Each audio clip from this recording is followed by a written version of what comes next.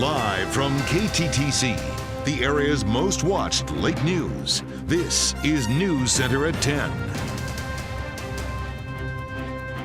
Good evening. Nearly a half dozen pieces of evidence were left behind by a would-be robber in St. Charles early Monday morning. And officials are now calling it one of the strangest home invasions that they have ever investigated. Chris Conti's live now. And Chris, what are authorities saying tonight? Put very simply, Tom, Winona County Sheriff's deputies are confident they will catch whoever did this.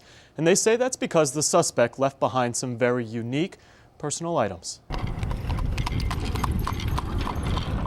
It doesn't take much to get people talking in rural St. Charles. I mean, a lot of people don't even lock their doors or pull their keys out of their cars. Jeannie Fisher is perhaps the perfect example of that. And then, of course, I called the other neighbor that's down over the hill, down our lane. When a man with a Leatherman and a knife broke into her neighbor's house Monday morning, Jeannie Fisher only had one thought. It's almost like he had to plan it. I don't know, it's just very strange. Even stranger were the things the suspect left behind after he was fought off by the homeowners who were inside at the time.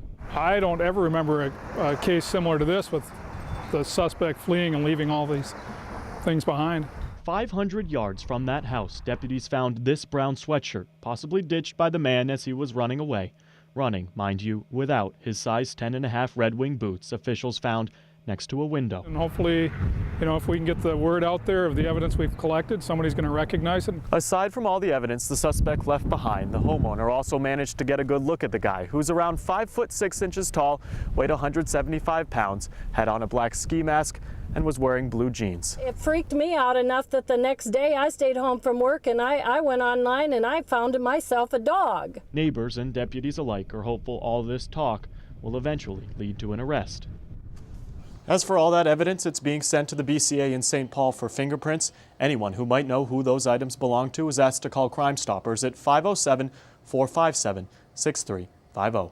Live in the newsroom tonight, Chris Conti, KTTC News Center.